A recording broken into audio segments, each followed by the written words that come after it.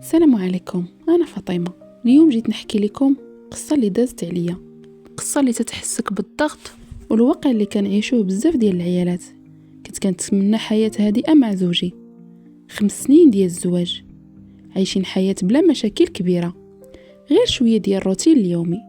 ولكن كنت كندير قلبي على حلم كبير. كنت كنحلم أني نكون نربي وليداتي ونعيش حياتي حداهم. ولكن الحياة دايما كتفاجئك. اكتشفت أن عجوزتي ما قبلتش اختياري، هي بغات ولدها يتزوج بنت خالته. كان دايما تقول لي شوفي يا بنتي، بنت خالته هي حسن منك، راه هي اللي خاصه لولدي. فسمعت هذا الكلام قلبي تيدق دائما، حسيت بواحد الصدمه وارتباك. شنو غادي ندير؟ وشنو درت ليها باش تقول لي هذا الكلام؟ كيفاش غادي نواجه هذا الموقف؟ ما عرفت ما ندير. الايام اللي من بعد العجوزه بدات كتدخل في حياتي، كل صغيره وكبيره، كل حاجه، اي حاجه جاتكم على بالكم، حتى حياتي اليوميه بلا ما نسولها. كتجي للدار بلا سابق انذار، كتسال على كل حاجه درتها او ما درتهاش، وكتعطي النصائح ديالها بطريقه فيها الضغط، بحال بغات تحكم. واش درتي هادي؟ مالك ما درتي هادي؟ كنت كنحاول نصبر، كنت نتصرف بالعقل، ولكن مرات كنت كنحس بالخوف والقلق. وشحال مره تيبقى فيا الحال بحال انا حياتي غادي تقلب من بعد اختياراتها وحبها لولدها. كنت كنشوف الزوج ديالي بعيد على هذا الموضوع، مديها غير في خدمته، وكنبقى انا بين نار الحياه الزوجيه ونار العائله. كل رساله كتجي من عند العجوزه على الهاتف ديالي كتزيد الضغط. راه ولدي قال لي ماشي متاكد منك. كنت كنحس بحيره كبيره، وكندير الحوار مع نفسي. هي بغات غير دير ليا الوسواس في راسي. اشنو ندير؟ نصبر ونسكت ولا نحاول نوقف الكيد ديالها؟ كيفاش نحافظ على حياتي الزوجيه ونحمي نفسي ونحمي راجلي من هاد المؤامرات الصغيره اللي كتوقع كل يوم؟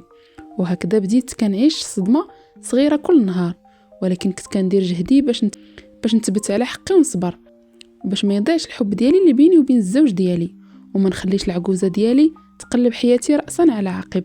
بعد ما اكتشفت ان العجوزه ما قبلتش اختياري وبغات بنت اختها وبدات كدير لي الكيد، اول حاجه بقات تدخل عندي للدار بلا ما تعيط ليا، تجيب معها كلام على ولدها.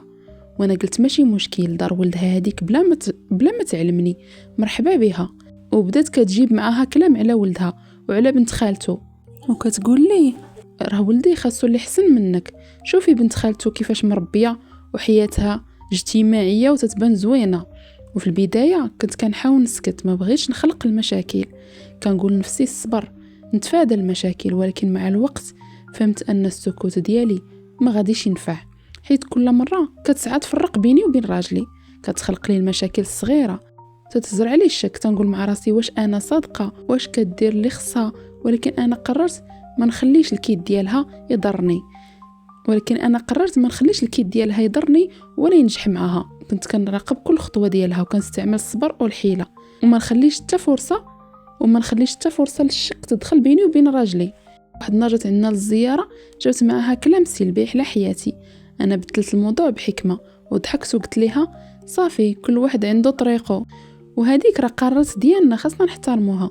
وبهذه الطريقه بلا ما ندخل في المشاكل مباشره قدرت نحافظ على هدوئي والسيطره على الموقف.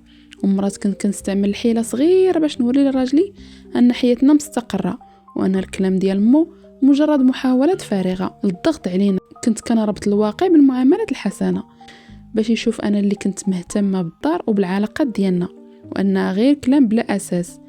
مع مرور الوقت العجوزه ديالي بدات كتلاحظ ان محاولات كلها كتعاود عليها بالفشل، وما قدراش تفرقنا وما قدراش توصل لينا. وانا فهمت الدرس مهم، الصبر والحكمه والذكاء يستغلوا على اي كيد مهما كان قوي. وحتى لو عندها تجربه وسنين طويله، العقل والنيه الصافيه هما اللي كيغلبوا على المحنه. وانا هنا خدمت معها حتى انا الكيد ديالي بالصبر وبمحافظتي على الزوج ديالي. دابا بغيت نحكي لكم الجزء اللي فيه المواجهه الكبرى، كيفاش قدرت نقلب موازين ونوقف لعجوزتي بلا ما ندخل في المشاكل الكبيره. بعد ما شفت ان كل محاولات ترجع لها بالفشل، قررت انها تزيد ضغط عليا، وبدات كتستعمل كيد اكبر. كتجي عندي للدار وكتجيب معها صديقتها، كتقول لي شي كلام على الزوج ديالي وكتحاول تزرع الشكوك في قلبي. تيقولوا لها شوف يا فاطمه، ولدك محتاج اللي يفهمه. وهاد اللحظه حسيت بالضغط في الداخل ديالي، ولكن عرفت ان الغضب بلا خطه ما غاديش ينفع. قلت مع نفسي خاصني نكون ذكيه، نصبر ونديرها بالحكمه. بديت كنراقب كل خطوه ديالها، وعرفت الاوقات اللي كتكون ضعيفه فيها، ونصبت ليها حيله صغيره باش نوري راجلي الحقيقه بلا ما يوقع سوء التفاهم. فجات واحد النهار للدار حاولت تقول لراجلي انني مقصره من جهتها. انا ابتسمت بهدوء وعرضت عليها ترتيب الامور في الدار، ووضعت الجدول للمهام ديالنا بحكمه باش يشوف انه انا اللي كنت نهتم بكل شيء، وانها مجرد محاولات فارغه للضغط. ومرات كنت كنخدم على زوايا صغيره، تنحاول انني نغطي على احداث بسيطه تظهر قدام العجوزه بحال انها كتحاول تغلط، ولكن في الواقع كانت كلها محسوبه باش نزيد نقوي علاقتي براجلي. شيء اخر تعلمته ان كل كيد تنكشفوه بالصبر والمعاملات الحسنه مع الوقت. وبدات العجوزه ديالي تتفقد التاثير ديالها، وراجلي بدا يثق بيا اكثر وكيشوف ان حياتنا مستقره ومليانه حب واحترام. وانا تنحاول انني نبعد على الصداع باي طرق، وان اي كلام اخر مجرد محاولات فاشله. وبهذه الطريقه انا قدرت نوقف كل محاولاتها ونبني علاقه قويه مع الزوج ديالي بلا ما ندخل مواجهات مباشره وبلا ما نخسر احترام اي طرف. اليوم خواتاتي فهمت الدرس مهم: الذكاء والصبر والتخطيط في مواقف الكيد والنفوذ العائلي كيتغلبوا على اي محنه، والعقل والنيه الصافيه كيتغلبوا على اي خطر مهما كانت الخبره ديالو او التجربه. وصراحه يعني كل وحده وكيفاش تتحكم في الكيد ديالها. وهنايا بغيت نعلمكم ان راه الصبر والذكاء تيخرج للخير.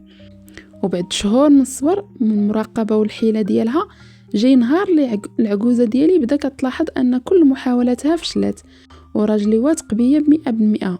فجات مره للدار جبت معها واحد الكلام سلبي على حياتنا، حاولت تدخل الشك في قلبي وفي قلب راجلي، ولكن انا ابتسمت وقلت لها بكل هدوء: شوفي، كل واحد عنده طريقه، وحنا اختياراتنا واضحه وحياتنا مستقره.